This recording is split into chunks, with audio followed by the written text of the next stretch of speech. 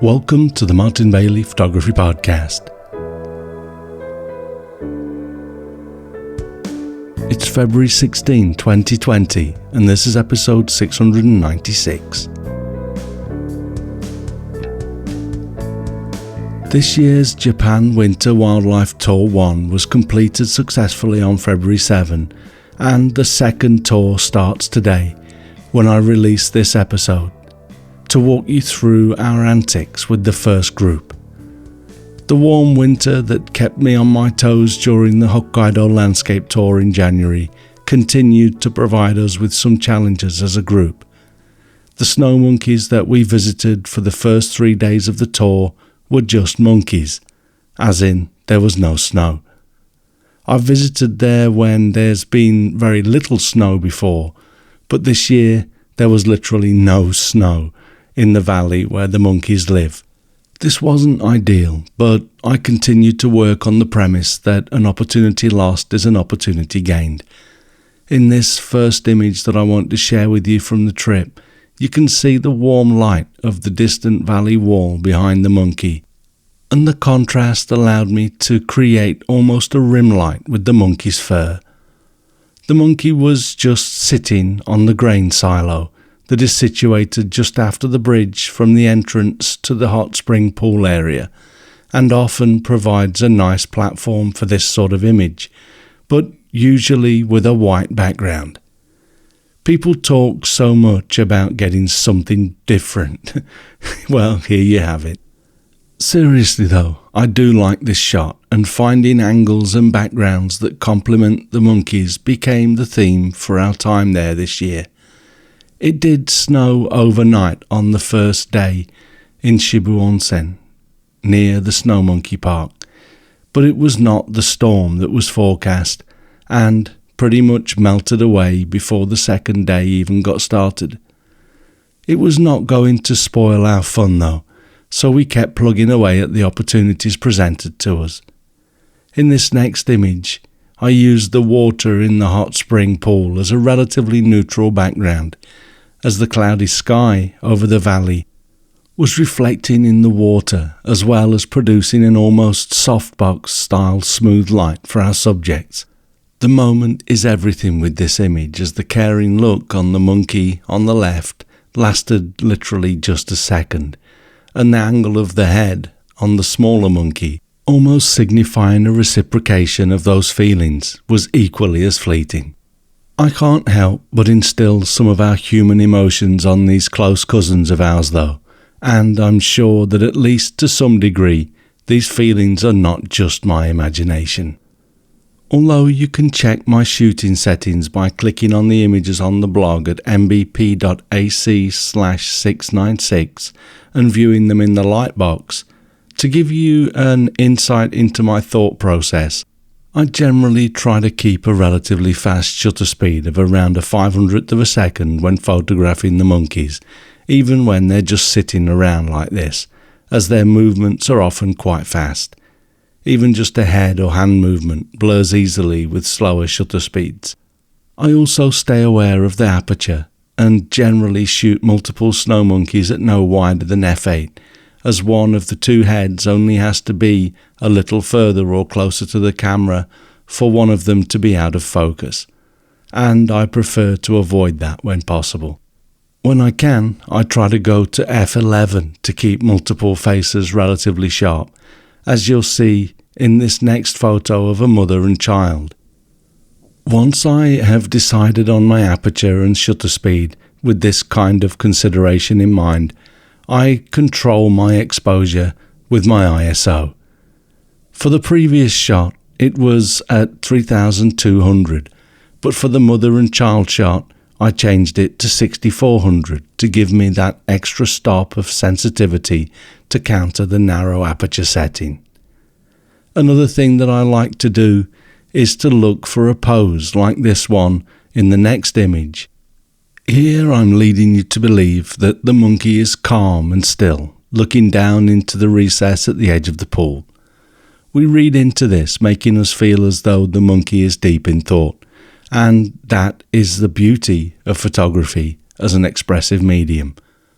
The reality is that this monkey was simply looking, again for less than a second, at a piece of grain that it had picked up from the pool wall, and a moment later it popped it into its mouth and continued looking feverishly for more grain. They say that the camera never lies, and maybe it doesn't, but the photographer is always in control of the instant at which we release the shutter, and ultimately that gives us the ability to create a mood or feeling in the image that was never there, and maybe you didn't need to know that. As fun as the snow monkeys are to shoot, and I did get lots of shots that I'm happy with, without the snow there is only so much we could do, so we decided as a group to skip the third morning that we had planned, and we drove back to Tokyo after breakfast and did a bit of sightseeing in the city before heading to the hotel where we'd spend the night before our scheduled flight to Hokkaido, which should have been leaving the following morning. I say should because, ironically, having had no snow at the Snow Monkeys, a snowstorm kicked up in Hokkaido, and for the first time in 14 years of doing these tours, the first 2 flights, including ours, were cancelled. The evening flight did go ahead, but Japan Airlines, despite having many people trying to travel, did not change their plane to a larger one, opting instead to leave us stranded at the airport. Luckily, we were able to book an extra night at the same hotel, although they charged us almost double their usual room fees as people stranded looked for accommodation.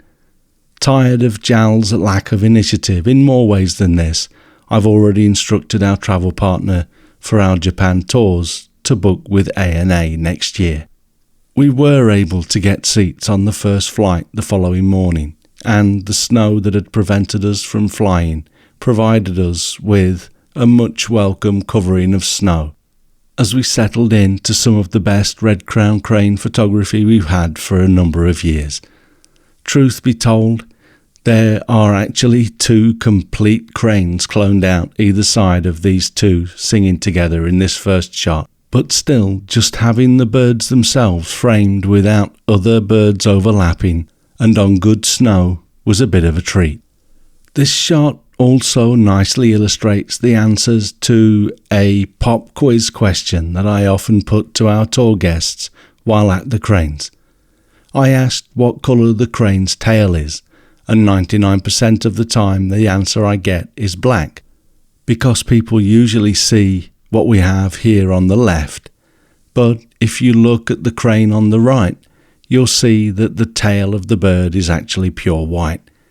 The plume of black feathers that looks like a tail on the bird on the left is actually the feathers that line the back edge of their wings. During what you might consider the downtime that we get at the cranes, while there are no birds flying in or out, or dancing or singing, I often just scour the field for birds like the one you see in this next image, just feeding or preening. They're often close enough to almost fill the frame with the animal like this, and I enjoy just poring over the details in these shots. I cropped this down to a 4.5 aspect ratio, as there was obviously a lot of white either side of the crane. I like to stick to standard cropping ratios like 4:5 square, or if wider 16:9 and even 2:1. The main reason is for conformity when printing, except for 16:9, which is more just because images look great on the TV at this standard widescreen ratio. In the middle of the afternoon on our first day in Hokkaido, I took the group to a Ural owl's nest to get photos like this one, which was shot with my 200 to 400mm lens with a built-in 1.4 times extender engaged and a 2 times extender fitted, giving me a focal length of 1120mm.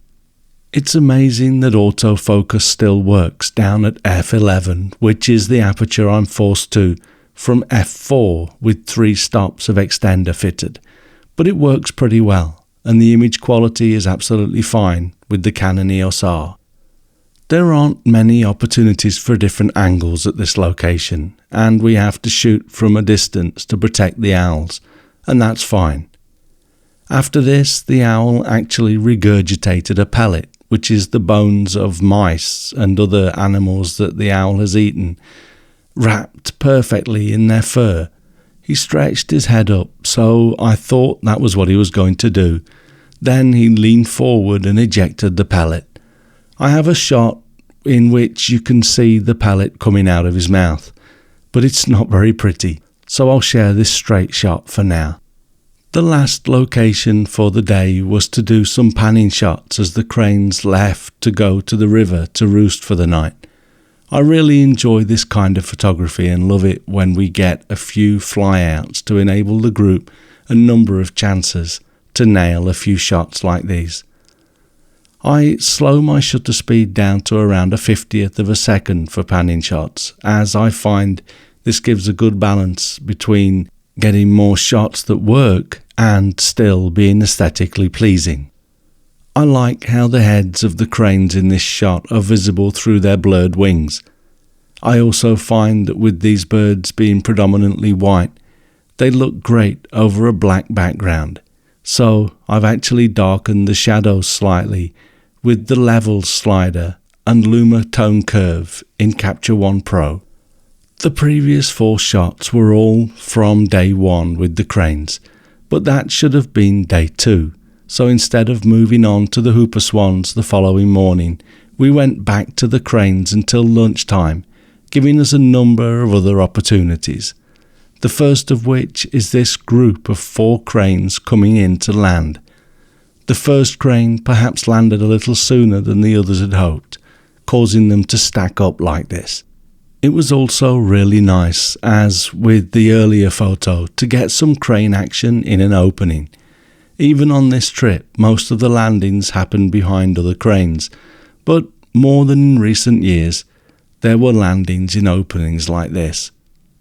It also pays to watch the birds after they land, as I find that especially with tall birds like these cranes, they often arch their backs, probably to relieve the tension in their muscles from flying, and this time the 3 adults in this group all did just that, as you can see here.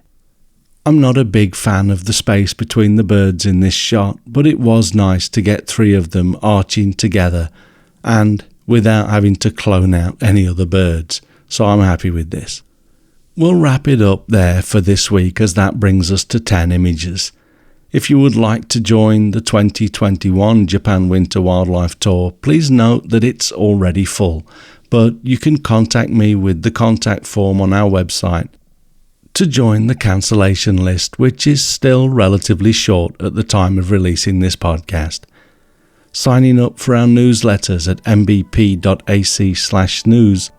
for notifications of the 2022 tour when I start taking bookings, or check out the Tours and Workshops page, as I plan to start taking bookings very soon.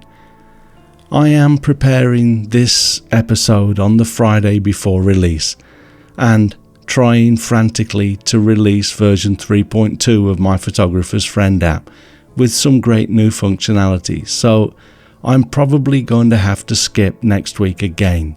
Sorry about that, but for any Photographer's Friend users among you, I think you'll appreciate the work that I've put into it over the last week. For the Android users that are still waiting, I will try my hardest to get you an Android version this year. Thanks very much for listening today. If you enjoy this podcast, please share a link with your friends. Subscribe in iTunes or your favourite podcast program to ensure uninterrupted delivery. If you have a moment to rate the podcast or leave us a review in iTunes, that helps to keep us relevant in the huge number of podcasts out there now. You can find me on Instagram, Facebook, LinkedIn and Twitter, and links to everything that I'm up to are at martinbaileyphotography.com, so do drop by and take a look. I'll be back in 2 weeks' time with another episode, but in the meantime, you take care and have a great week, whatever you're doing. Bye bye.